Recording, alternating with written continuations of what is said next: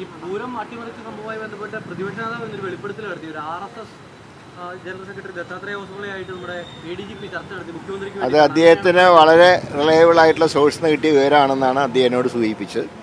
ഞങ്ങൾ DCCയുടെ പരിപാടി കണ്ടിരുന്നു. അപ്പോൾ അദ്ദേഹം ആ യോഗത്തിലും ഈ കാര്യം പറയുകയുണ്ടായി. അപ്പോൾ എല്ലാ കാര്യങ്ങളെക്കുറിച്ച് അതിനാണ് ഇന്ന് ഞാൻ മുഖ്യമന്ത്രിക്ക് ഔദ്യോഗികമായിട്ട് കത്ത് കൊടുത്തിട്ടുണ്ട്. പൂരം അട്ടിമറിയെക്കുറിച്ച് ജുഡീഷ്യൽ അന്വേഷണം നടത്തണം, എങ്കിൽ മാത്രമേ സത്യം പുറത്തു വരൂ.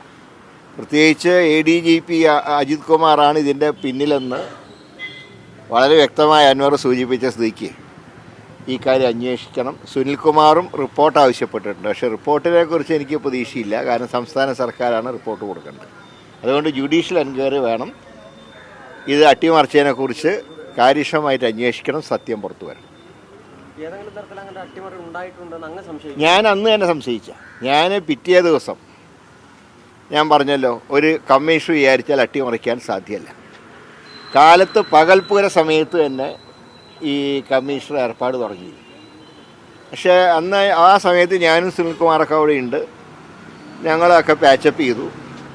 അതുപോലെ തന്നെ എലഞ്ഞിത്തറ മേളത്തിൻ്റെ സമയത്ത് ഞങ്ങൾ രണ്ടുപേരും അവിടെയുണ്ട്. ആ സമയത്തൊന്നും കാണാത്ത സ്ഥാനാർത്ഥിയാണ് പെട്ടെന്ന് അർദ്ധരാത്രി പ്രത്യക്ഷപ്പെടുന്നത്.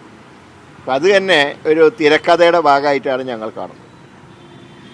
അപ്പോൾ അതുകൊണ്ടാണ് ജുഡീഷ്യൽ എൻക്വയറി വേണം. കാരണം 5 മാസമായിട്ടും ഇതുവരെ സർക്കാരിൻ്റെ ഉത്തരവ് ഈ കമ്മിറ്റി റിപ്പോർട്ട് പുറത്തു വന്നിട്ടില്ല. അപ്പോൾ എന്തുകൊണ്ട് ജുഡീഷ്യൽ അന്വേഷണം നടത്തിക്കൂടാ? കാരണം 2 സ്ഥാനാർത്ഥികൾക്കും പരാതിയുണ്ട്. UDFനും പരാതിയുണ്ട്, LDFനും പരാതിയുണ്ട്. പിന്നെ എന്തിനാണ് മുഖ്യമന്ത്രി ഒളിച്ചു കളിക്കുന്നതിന്? അപ്പോൾ അജിത് കുമാറിൻ്റെ ആ നിലപാട് ആർക്കു വേണ്ടിയാണ് എന്നുള്ള സത്യം ഞങ്ങൾക്കറിയണം. അത് അറിഞ്ഞേ തീരും.